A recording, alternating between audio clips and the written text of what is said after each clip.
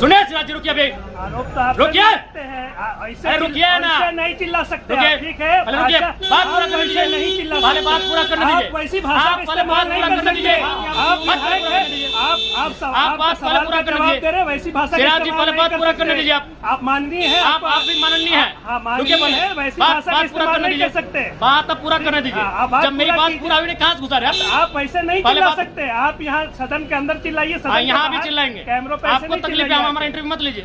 हाँ, आपका इंटरव्यू ले लेंगे। आप मेरा इंटरव्यू मत लीजिए। ऐसे भी चुनाव में नहीं लिए थे। ऐसा भाषा ऐसे भी चुनाव में नहीं लिए थे। मामला अभी भी गर्म है। यदि सरकार को लग रहा है वो सच्चे हैं तो सांच को आंच क्या, करा लीजिए जांच। विपक्ष के सारे पे छात्र सड़कों पे नहीं है, सपने टूट रहे हैं, सपने नेशनल नाबूद हो रहे हैं, इसीलिए छात्र सड़कों पर है। और याद रखिएगा, उनके सपनों के बीच कोई आएगा, पहाड़ आए, दरिया आए या चट्टान आए, छात्र टकराएंगे महोदय। मैं पुनः कहूंगा, सत्यान आधारित स्थानीय नीति, विस्थापन नीति पुनः समीक्षा करते हुए लागू कैसे हो उस दिशा में राज्य को बढ़ना चाहिए। अध्यक्ष महोदय,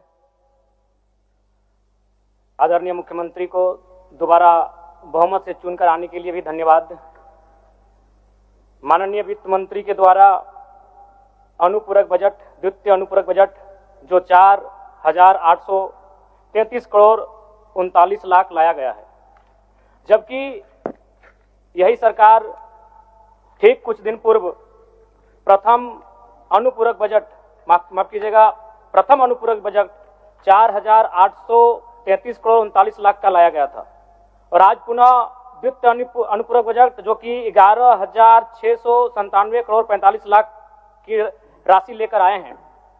तो महोदय, जब पूर्व में हमारे पास जो निर्धारित राशि होती है और उन राशि को अगर हम खर्च नहीं कर पाते हैं तो फिर ऐसे बजट का एक दिशा का होना और राज्य की दिशा का अलग होना, कहीं ना कहीं इस चरितार्थ को हम लोग उदाहरण के रूप में प्रस्तुत करते हैं। महोदय, बजट की सार्थकता तभी आम व्यक्ति को समझ में आएगी जब एक गांव का सबसे गरीब व्यक्ति, गंगवा की पत्नी गंगिया, अपनी गठरी में बाजार के बजट को रख पाएगी। आज तमाम माननीयों ने, हमने भी सोचा था कि पक्ष की तरफ से विषय को रखा जाएगा, विपक्ष वाले तर्क को प्रस्तुत करेंगे और इसी बीच मैं एक नया नवेला युवा सीखने का कार्य करूंगा। लेकिन मैक्सिमम समय इन्होंने दिशाहीन मुद्दों पे रखा।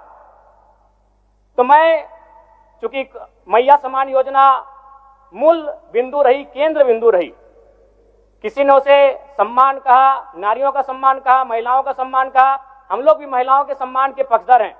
हमारे एक भाई कह रहे थे कि 2,500 रुपए की राशि जब एक स्कूल कॉलेज में पढ़ने वाली बहन को दिया जाएगा तो उससे वो स्कूल कॉलेज कागज, कॉपी, कलम की सामग्री लेगी।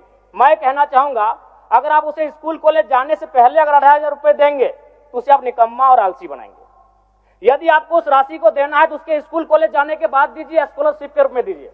मैं आज पुनः कहूंगा, क्योंकि आप सत्ता पक्ष में हैं, आप संभवतः अपने इस विषय को बचाएंगे, आप अपना पक्ष रखेंगे कि आपने मैया सम्मान योजना एक महान कार्य किया है। लेकिन मैं फिर कहूंगा, 18 साल, 25 साल, 30 साल की लड़कियों को जो आप फ्री में 2,500 रुपए दे रहे हैं, आप उनकी प्रतिभा को हनन कर रहे हैं, आप उनकी प्रतिभा को नकारात्मक दिशा में ले जाने कार्य कर रहे हैं महोदय।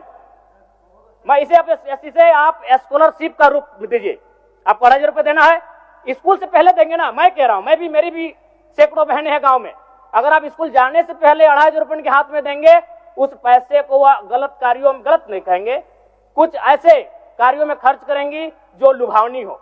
स्कूल जाने के बाद, अटेंडेंस के बाद अगर आप देंगे स्कॉलरशिप के रूप में तो वो बहन स्कूल तक जाएगी। दूसरा सवाल और एक महत्वपूर्ण विषय महोदय। एक मिनट। माननीय सदस्यगण, सभा की सहमति हो तो सदन की कार्रवाई समाप्त होने तक समय बढ़ाई जाए। बोलिए, अब समाप्त करिए, बोलिए। महोदय, यदि वास्तव में